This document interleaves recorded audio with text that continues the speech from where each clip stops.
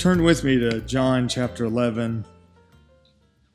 I read this story quite a bit, resurrection of Lazarus, and I was thinking about it this morning kind of in connection with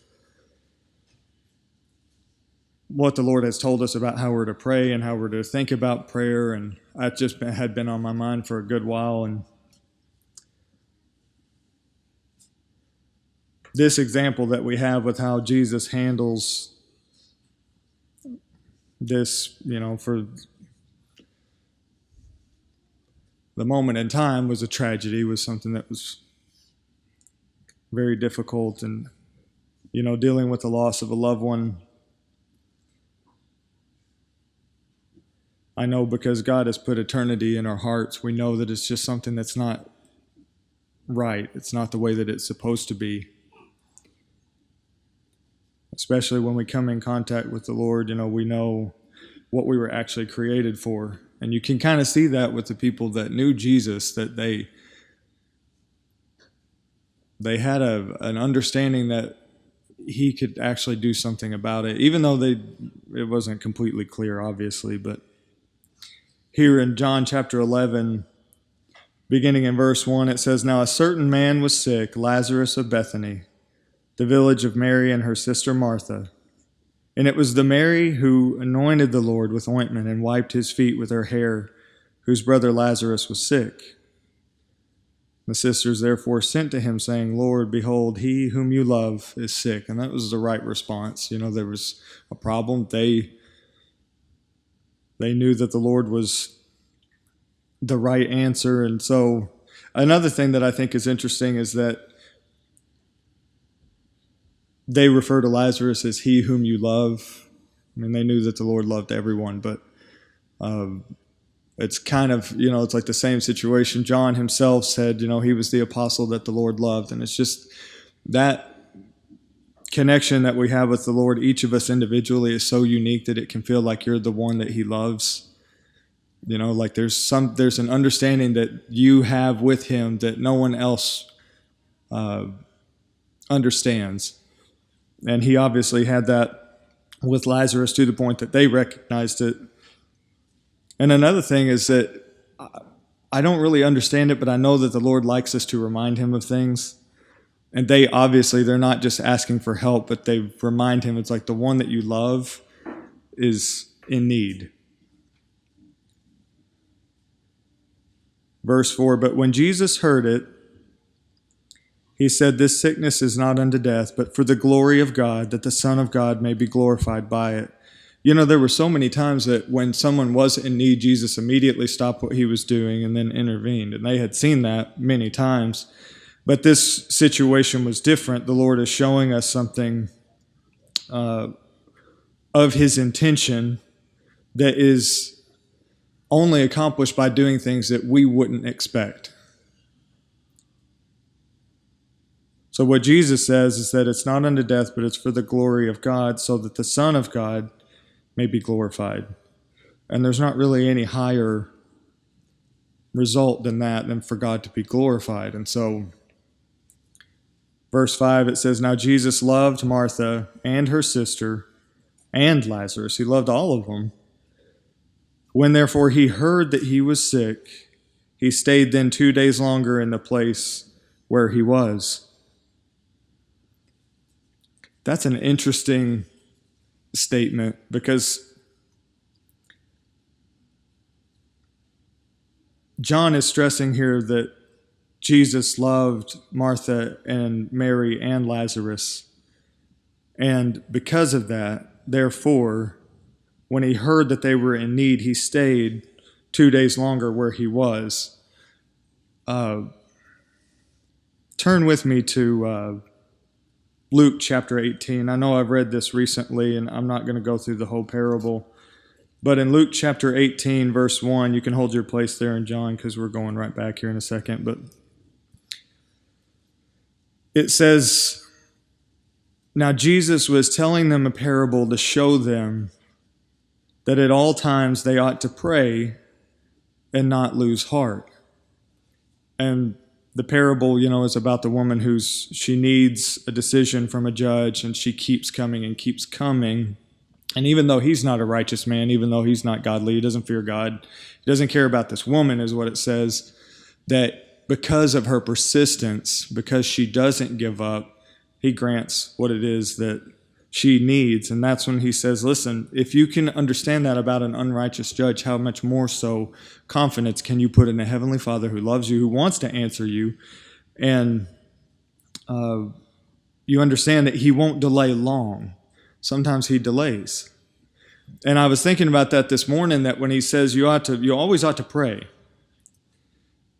and not lose heart. If God answers everything quickly, you don't really have an occasion to lose heart. But as it is, that God does put us in situations like that sometimes, where we have the opportunity to lose heart, where we have the opportunity to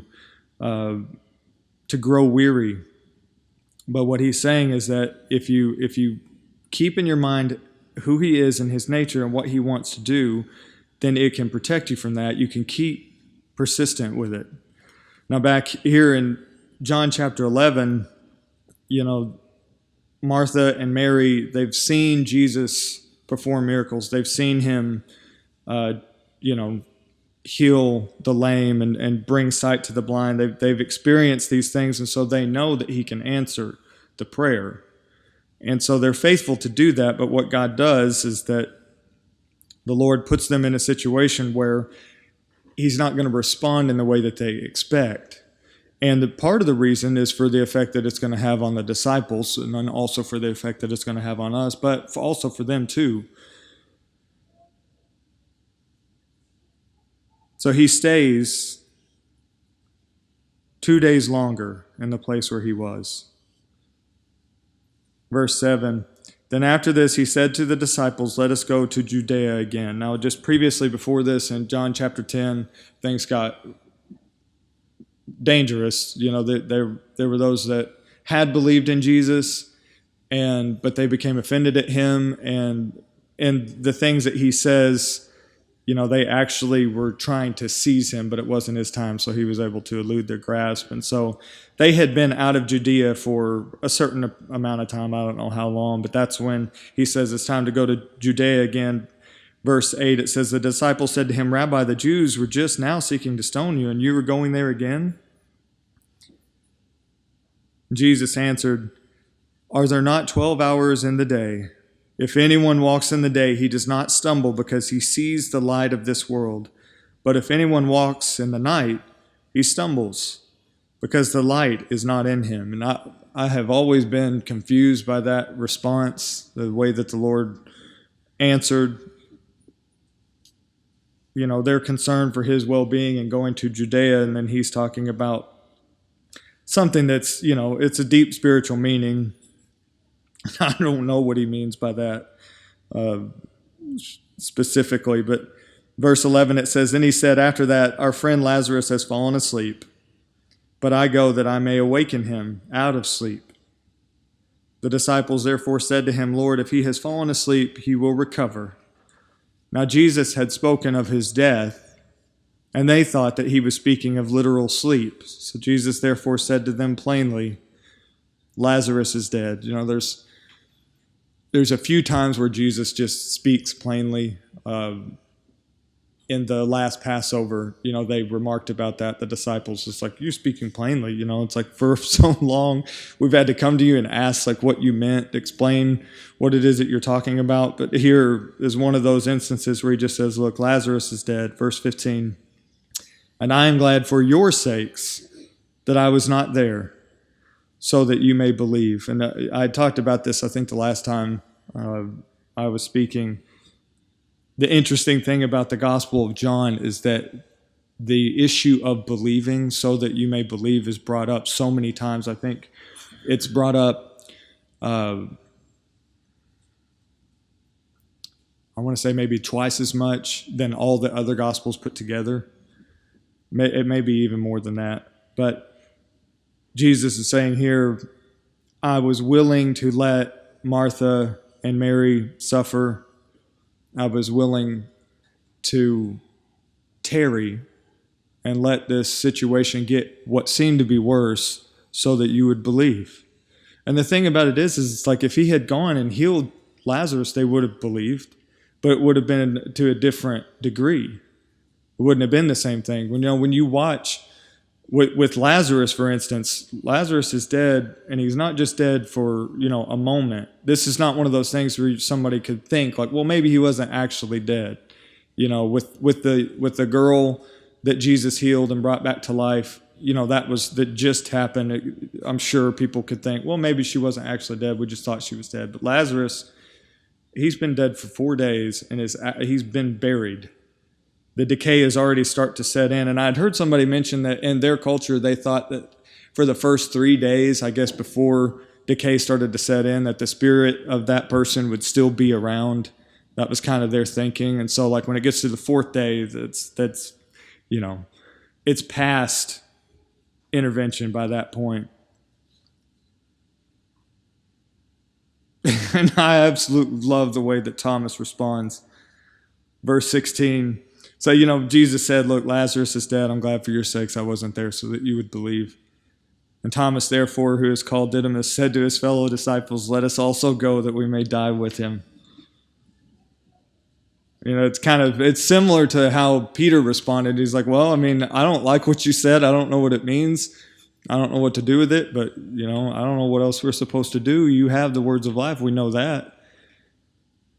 And Thomas here is thinking, well, there's not really any point in us being here if he's not going to be here. So if he's going to die, let's go die with him. So when Jesus came, he found that it had already been in the tomb for 4 days.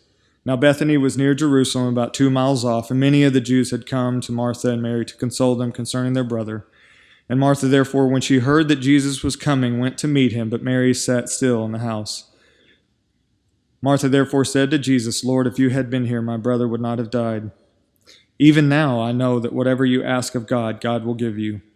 And that's an interesting statement because it's almost like, and I feel this a lot, it's almost like God has maybe given our spirit a little bit of insight, even though we don't fully grasp it, because she's saying, like, even now I know that whatever you ask of the Father, he can do.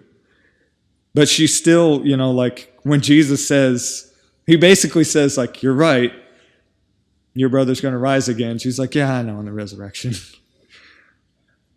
It's still like there's an aspect of it that still seems just so far out of reach. And that I know that the Lord detailed this particular example because there are so many. We find at the end of John is explaining there are so many things that Jesus did that if we tried to write them all down, it's not possible the earth to contain them.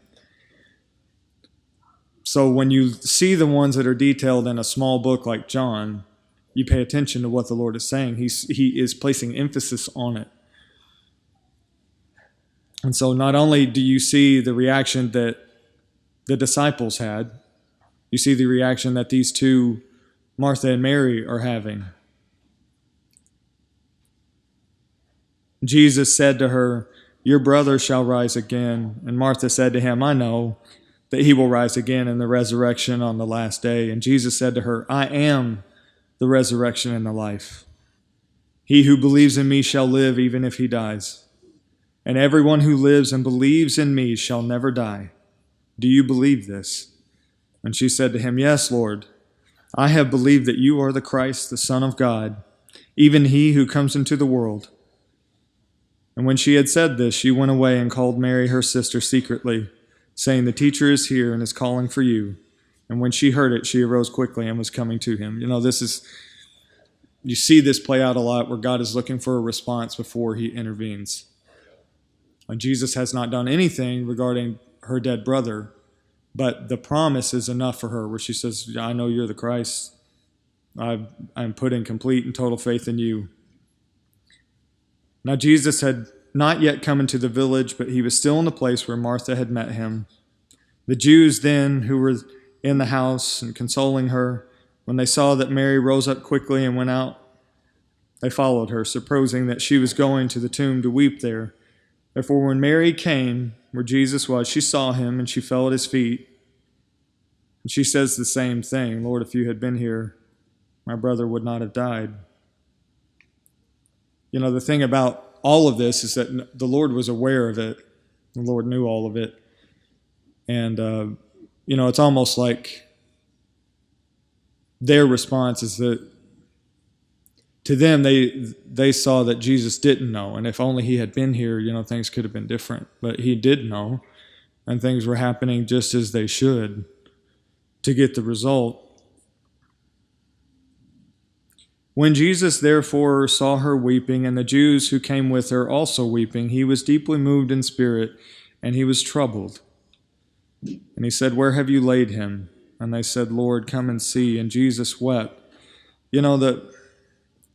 That's one of the things that I've always tried to consider often, is just how in the moment Jesus was able to be.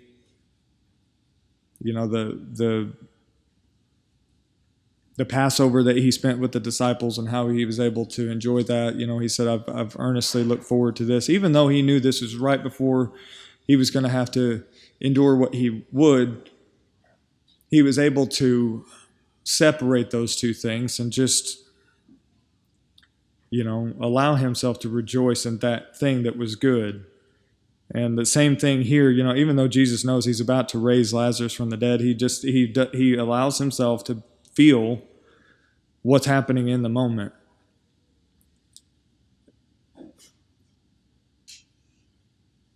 Verse 34, he said, "Where have you laid him?" And they said, "Lord, come and see." And Jesus wept. And so the Jews were saying, "Behold, how he loved him." But some of them said, "Could not this man who opened the eyes of him who was blind have kept this man from also dying?" And that's what we contend with all the time. It's like, couldn't the Lord have kept this from happening? Couldn't the Lord have spared me? Couldn't he have, changed things? When I was reading this morning, I thought of a statement that Jesus made on that last Passover in John chapter 13. I think it's 13. When he had washed the disciples' feet. And he just made the statement. It's like, what I do now you don't realize. You don't understand, but you will later. And it wasn't just that instance. That's a very powerful principle to kind of get a hold of, to know that it's like, look, the Lord oftentimes is going to do things that you don't understand. But you have to trust that you will when the time is right. And that's where trust is established. Of course Jesus could have kept Lazarus from dying, but that wasn't the point. The point was for a greater glory and a different kind of understanding of the Lord. Verse 38, Jesus therefore again, being deeply moved within, came to the tomb, and now it was a cave, and a stone was lying against it. And Jesus said, "Remove the stone."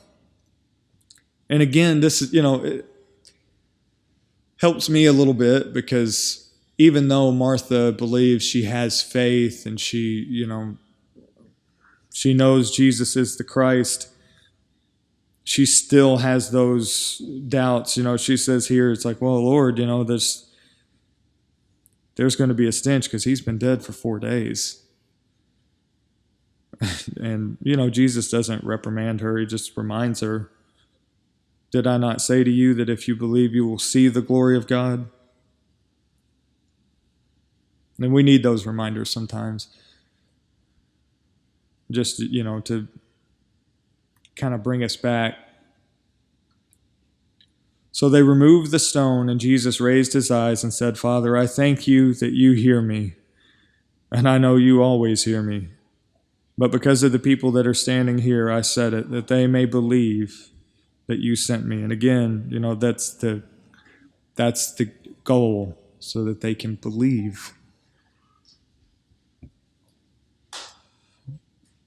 Verse 43, when he had said these things, he cried out with a loud voice, "Lazarus, come forth." He who had died came forth, bound hand and foot with wrappings, and his face was wrapped around with a cloth. And Jesus said to them, "Unbind him and let him go." That's It's a picture for what the Lord does with us, that he brings us back to life. And, sometimes there's a period of time where we're still bound up in who, our identity was, the dead person, that we still deal with sometimes. And